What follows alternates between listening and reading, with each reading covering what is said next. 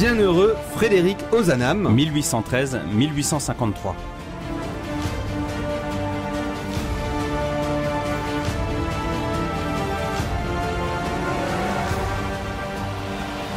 Béatifié par le pape Saint Jean-Paul II en août 1997 à Paris, durant les Journées mondiales de la jeunesse, la vie du bienheureux Frédéric Ozanam n'a été qu'un effort héroïque pour mettre en pratique les exigences de sa foi, dans un catholicisme intégral de tous les instants. Par sa charité active, il nourrit les indigents selon la chair, en fondant avec d'autres jeunes étudiants en 1833 la Société de Saint-Vincent de Paul, dont les conférences de charité s'étendront bientôt à toute l'Europe. Par sa charité intellectuelle, il nourrit les indigents selon l'esprit, éclairant avec science et poésie les bienfaits du christianisme à une époque de désarroi de la foi. 3 ans plus tôt, en 1830, un ministre avait prédit à tort à un prêtre que le moment arrive où vous n'aurez pour vous qu'un petit nombre de vieillards. Dans cette nouvelle émission Pèlerin de Dieu, la 3e sur les pas de la figure exceptionnelle du bienheureux Frédéric Ozanam, laissez-vous toucher par la spiritualité de ce père de famille, professeur à la Sorbonne et journaliste qui a tenté de réconcilier la foi avec la science, la liberté politique et la question sociale avec humilité et dialogue.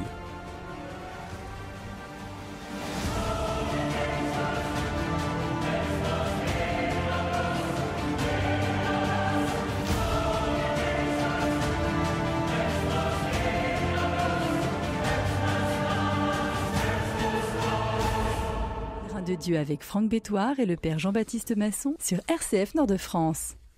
Parmi les hommes et les femmes que l'Église a portés sur les autels, pour reprendre la formule consacrée, beaucoup sont plutôt des adultes, parfois âgés, voués au célibat, et puis souvent, il faut le dire, prêtres ou moines. Or, voici que nous est proposé comme modèle un homme jeune, dont la brève existence, il meurt à 40 ans en 1853, n'en fut pas moins d'une exceptionnelle richesse. Et cet homme a porté un amour familial et un amour conjugal à un véritable sommet. Alors, cet amour familial du bienheureux Frédéric Ozanam s'exprime par l'attachement à ses propres parents. Il va avoir la douleur à 24 ans de perdre son père, et notamment on avait évoqué l'importance de ce père médecin qui avait tout donné avec une très grande culture. En 1837, il a 24 ans, et puis on a conservé la correspondance du bienheureux Frédéric Ozanam, et il s'exprime en ces mots au moment où il perd son père. Quelle solitude désormais sur la terre, quel vide autour et au-dessus de nous. Se voir au niveau de la foule sans une tête qui dépasse vos têtes, sans des mains qui s'étendent sur vous pour vous protéger. Avoir vécu 24 ans à l'ombre et à l'abri, et se trouver tout à coup à découvert à l'heure des orages. L'oracle domestique, il parle de son papa, devenu muet, la providence de la famille devenue invisible. Il se peut rencontrer des afflictions plus vives, jamais de désolation pareille. 2 ans plus tard, il perd sa maman. Et dans une autre lettre, il écrit qu'il verse de profondes larmes. Sa mère l'a ouvert à une vraie spiritualité du cœur. Il aimait Jésus comme sa mère aimait Jésus. Et il écrit ces mots: notre âge semblerait devoir nous rendre, mon frère aîné, il parle d'Alphonse qui est prêtre, et moi, plus ferme, plus courageux. Mais nous avons tant vécu de la vie de famille que nous nous trouvions si bien sous les ailes de notre mère que jamais nous n'avions quitté sans esprit de retour le nid natal. Et alors là, l'amour du père et de la mère, ça paraît un peu évident, ce qui est déjà difficile à mettre en œuvre. Mais alors quand je rajoute l'amour des beaux-parents, il se marie avec Amélie, et il va considérer ses beaux-parents sous la croix comme ses véritables parents. Dans ses lettres, il les appelle, il parle de ses beaux-parents, mon bon père, ma mère bien-aimée.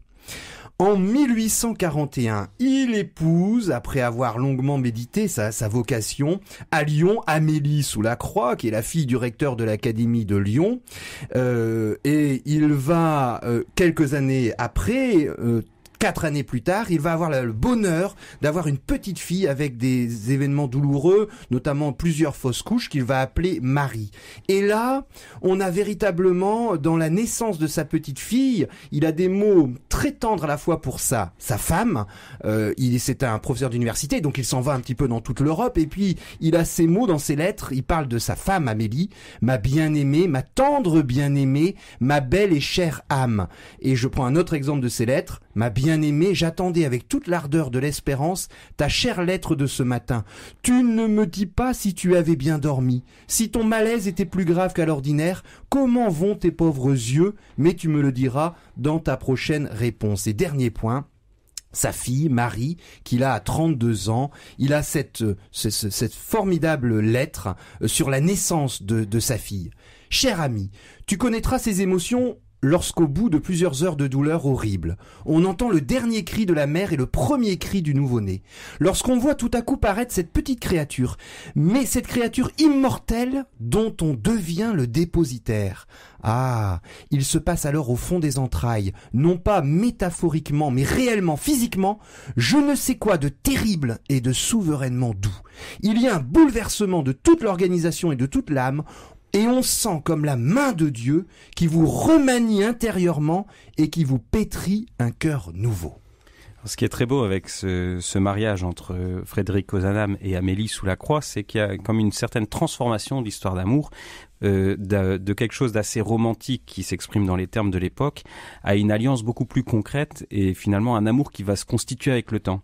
Au début, et c'est pas étonnant de la part d'un universitaire comme Frédéric Ozanam, il est dans une lecture un peu idéalisée de l'amour où bien à la Ève du paradis originel se substitue la femme de la rédemption qui est comme une image de la Vierge Marie en quelque sorte.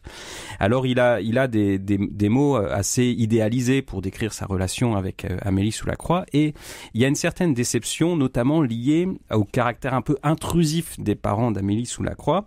Alors je vous lis un extrait d'une lettre pour dire aux belles-mères de ne pas faire la même chose, d'une lettre de la mère d'Amélie Sous-la-Croix à sa fille. L'année va m'être très dure. Voilà 4 mois que tu es avec lui, donc avec son mari Frédéric, tu dois savoir maintenant ce que c'est d'avoir un mari. Il me semble que tu devrais revenir prendre ta place de fille avec joie. Qu'en penses-tu? Es-tu de mon avis? Et donc elle fait pression sur le couple et elle est très intrusive et Amélie, un certain temps, donc elle vit 2 fausses couches très douloureuses et elle va revenir longtemps. Alors c'est une période intéressante parce que du coup il y a une correspondance assez développée entre Frédéric et sa femme qui permet de voir un peu, d'exprimer ce qu'ils ont dans le cœur.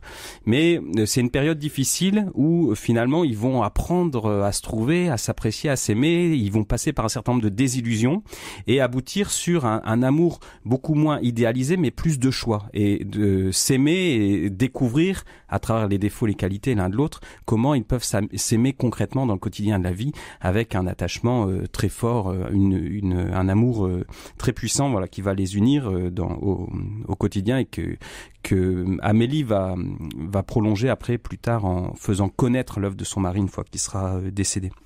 Alors, Frédéric Ozanam,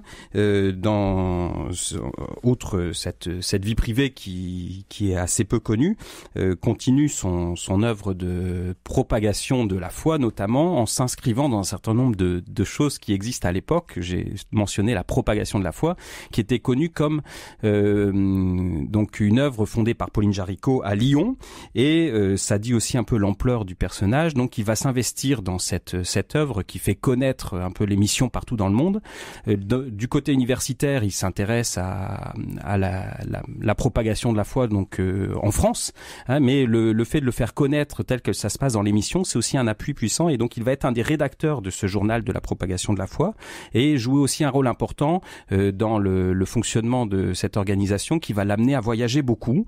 Donc sur le plan intellectuel, il s'intéresse aussi un peu à toutes les religions, donc c'est sa très large ouverture d'esprit universitaire, et il va voyager, il va être en contact avec beaucoup de personnalités de l'époque à travers cette œuvre de la propagation de la foi.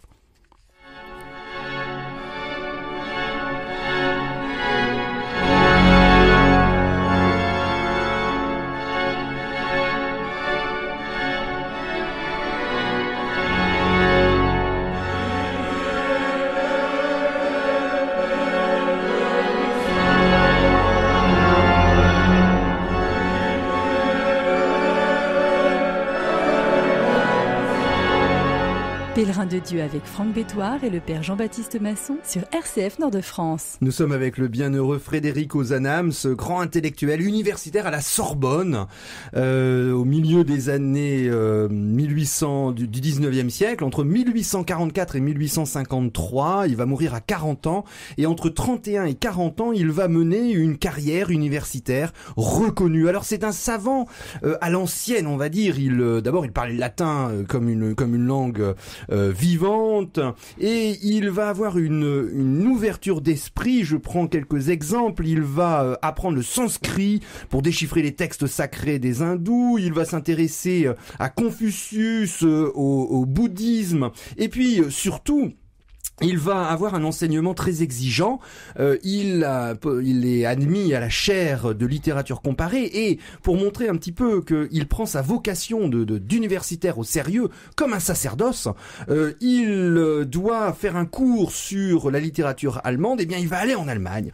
Il doit faire un cours à la fin de son enseignement en Espagne sur la littérature espagnole. Il va aller en Espagne, et puis évidemment, il est né en Italie. Il a cette proximité intellectuelle avec la littérature italienne, notamment avec Dante. Il va devenir non seulement un grand spécialiste de Dante, mais il va également permettre à la France et à la spiritualité des Français de redécouvrir Saint François d'Assise par notamment ses études. Et l'ensemble de sa carrière universitaire est fondé sur une certitude.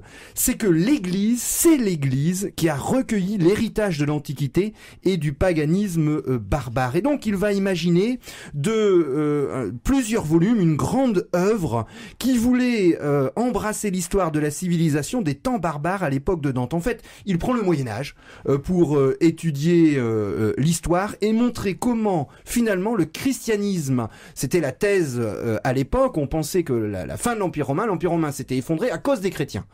Et lui, c'est une erreur historique, on le sait maintenant, mais le bienheureux Frédéric Ozanam va justement le montrer en disant au contraire que le christianisme sauve les civilisations. C'est-à-dire que la civilisation romaine a été sauvée par le christianisme. Et le christianisme est une religion qui sauve au contraire les civilisations. Donc il va le montrer avec plusieurs volumes.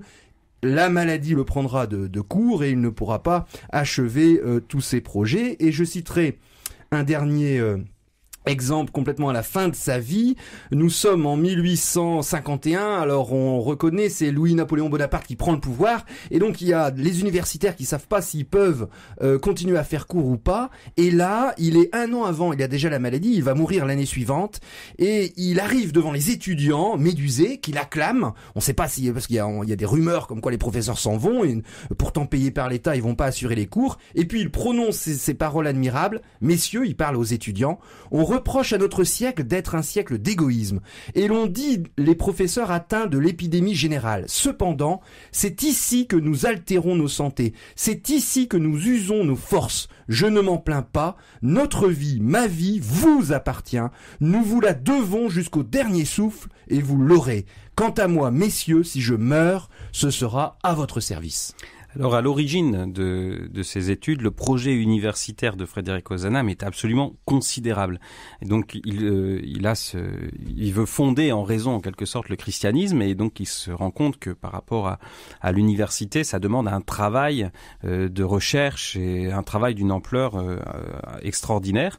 Alors, il dit lui-même connaître une douzaine de langues pour consulter les sources et les documents, savoir assez passablement la géologie et l'astronomie pour pouvoir discuter les systèmes chronologiques et cosmogonique des peuples et des savants, étudier enfin l'histoire universelle dans toute son étendue et l'histoire des croyances religieuses dans toute sa profondeur, voilà ce que j'ai à faire pour parvenir à l'expression de mon idée. Donc c'est une tâche absolument impossible, il s'est fixé un programme beaucoup trop large.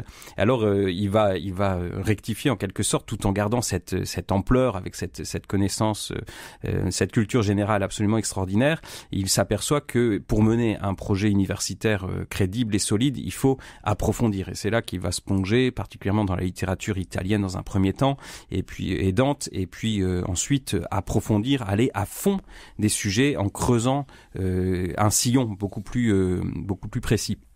Mais sa culture universitaire va toujours garder ce côté extrêmement large et d'une ampleur hors du commun.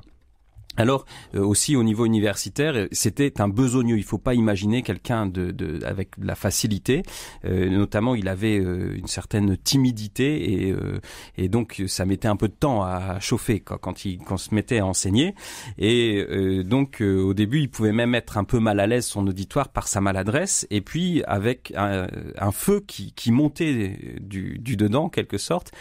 Finalement, c'était l'adhésion qui apparaissait. Alors, donc un de ses collègues le décrit ainsi, je vous lis l'extrait, il parle de ce feu sacré. Il y avait en lui une telle conviction intérieure que, sans art, malgré tous ses défauts, il vous convainc, il vous émeut. Il a une imagination tendre et rêveuse et il trouve d'admirables expressions pleines de mélancolie et presque poétiques. À l'écouter, on sent venir les larmes aux yeux. Réconcilier la foi et la raison. En fait, le bienheureux Frédéric Ozanam part contre cette idée fausse des Lumières que la religion c'est fait pour les faibles, ceux qui n'ont pas vraiment d'instruction, pour les domestiques, les femmes, hein, et puis lorsqu'on est un peu plus cultivé, eh bien on peut se passer de la religion chrétienne qui ne serait en fait qu'une béquille pour simplement mieux vivre, hein, et faire face aux difficultés de la vie. Au contraire, il explique avec toute sa science, il est professeur à la Sorbonne, que plus on avance dans la science et plus on se rapproche de Dieu. Alors il a cette grande idée de réconcilier, de faire une science, véritablement une science chrétienne. Et dans cette mission, qui est au départ intellectuelle, il va peu à peu, comme vous l'avez dit, comprendre que les idées religieuses ne sauraient avoir aucune valeur si elles n'ont une valeur pratique et positive. La religion sert moins à penser qu'à agir. Je vous rappelle qu'à 20 ans, ce professeur d'université a fondé la conférence Saint-Vincent-de-Paul qui va aider les personnes en difficulté au 19e siècle dans le marasme de la révolution industrielle qui va laisser plein d'ouvriers sur le carreau. Et à la fin de sa vie, dans une lettre à son ami, en 1852, il a 39 ans, il déclare « Je suis bien plus profondément convaincu par l'épreuve intérieure du christianisme. J'appelle ainsi cette expérience de chaque jour. C'est pour ça qu'on l'appelle un catholique intégral. C'est pas uniquement la messe le dimanche, et puis ou alors à Pâques ou à Noël. Chaque jour qui me fait trouver dans la foi de mon enfance toute la force et toute la lumière de mon âge mûr, toute la sanctification de mes joies domestiques, toute la consolation de mes peines. Nous n'avons pas deux vies, l'une pour chercher la vérité, l'autre pour la pratiquer. Et le dernier point, c'est son église, mon église, comme il se plaisait à dire.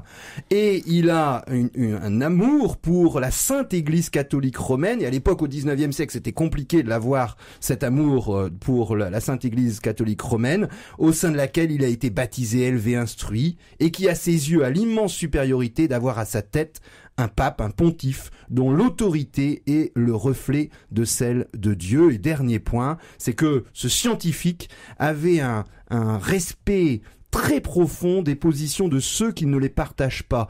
Il combat les idées, mais jamais les personnes qui ont ces idées. Il dit ce mot: apprenons à défendre nos convictions sans haïr nos adversaires, à aimer ceux qui pensent autrement que nous.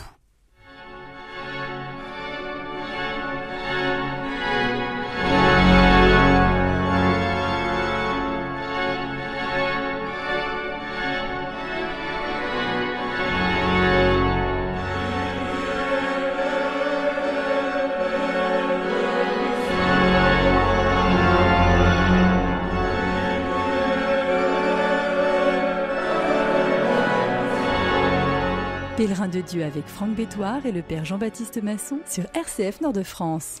Parmi les différentes facettes du personnage que nous découvrons, Frédéric Ozanam, il y a l'homme politique. Ça devait faire partie de ces différents engagements d'un homme aussi complet.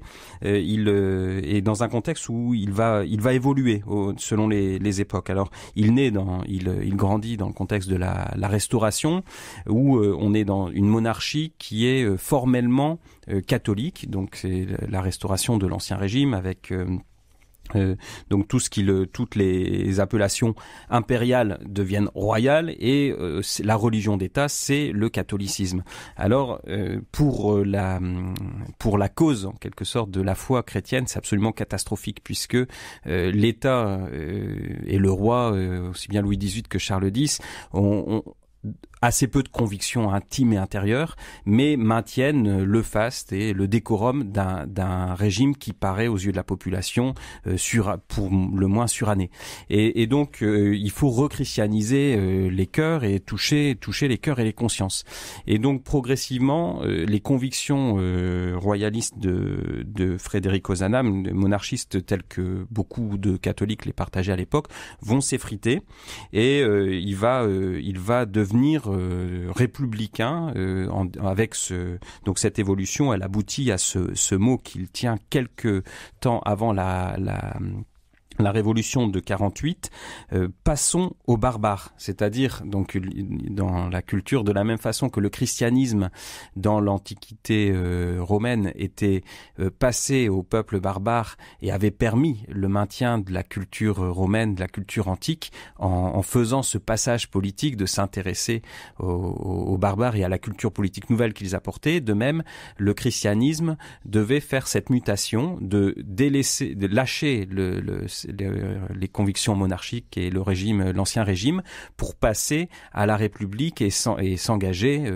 dans un combat démocratique. Et donc il adhère à ces convictions démocratiques qui font jour en 1848. Il va se présenter pour les élections, il va être battu pour l'Assemblée constituante et finalement donc il se retire un petit peu écœuré par la victoire de Napoléon Bonaparte aux élections présidentielles de la Seconde République, mais il constitue un élément important de cette mutation politique des chrétiens au cours du XIXe siècle vers un ralliement à la République.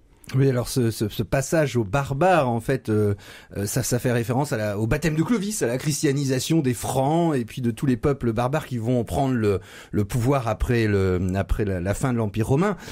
Cette allusion est aussi à mettre en lien avec le bienheureux Frédéric Ozanam, qui est un précurseur du catholicisme social, c'est-à-dire près de plusieurs dizaines d'années avant les grandes encycliques sociales du pape à la fin du XIXe siècle. Il va avoir un regard de sociologue.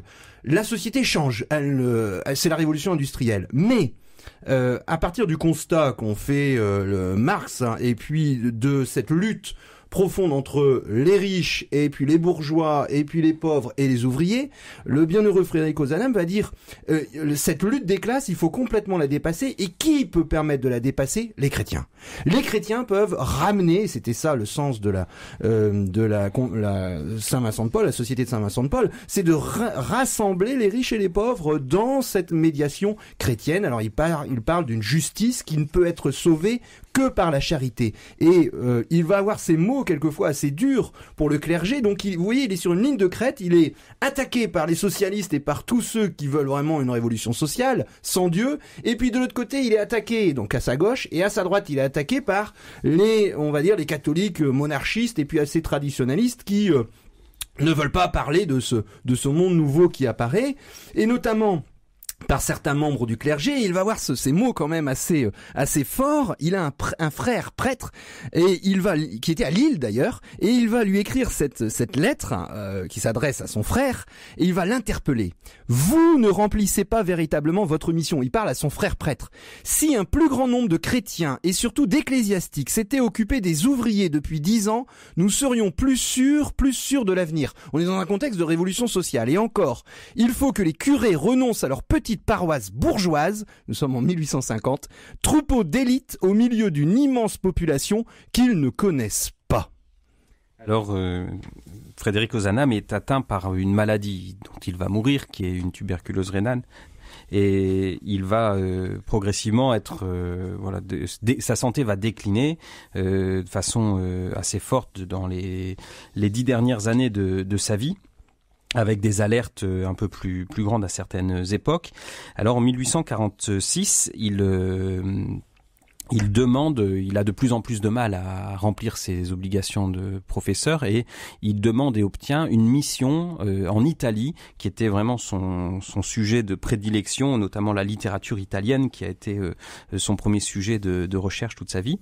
Et donc il va obtenir 6 mois de mission scientifique en Italie. Il va voyager, ça va lui permettre aussi en même temps de se refaire un peu au niveau de la santé. Et puis de nouveau, c'est le déclin, et en 1852, il obtient obtient de nouveau une mission en Italie, mais en plein hiver. Et donc le voyage se passe bien sur le plan scientifique, mais mal sur le plan de sa santé. Il revient au printemps 53 en France. Son frère le retrouve à Marseille, où il s'éteint après avoir reçu les derniers sacrements, et son corps, donc un service funéraire est fait à Marseille, et sa femme obtient que son corps soit enterré dans la chapelle des Carmes, ce qui était tout à fait exceptionnel pour l'époque, et c'est là qu'il repose aujourd'hui, sous l'église des Carmes à Paris. Et pour terminer sur sa spiritualité, il a cette magnifique prière, la prière de Pise, où il parle, c'est le cantique d'Ézéchias, il va le réécrire, et puis il parle à Dieu, et il lui demande, mais Dieu, pourquoi vas-tu me laisser ma femme jeune, une fille Marie qui a 8 ans, il sait qu'il va bientôt mourir, alors il dit, je suis prêt à donner ma carrière, à donner tous mes livres, et puis passer mon temps à nourrir les pauvres, et puis à la fin, il dit, mais si c'est toi que tu me veux, il va accepter, il écrit ces mots, quand vous m'enchaîneriez sur un lit pour les jours qui me restent à vivre, il va lui avoir 6 mois, il lui reste à vivre. Il ne suffirait pas à vous remercier des jours que j'ai vécus.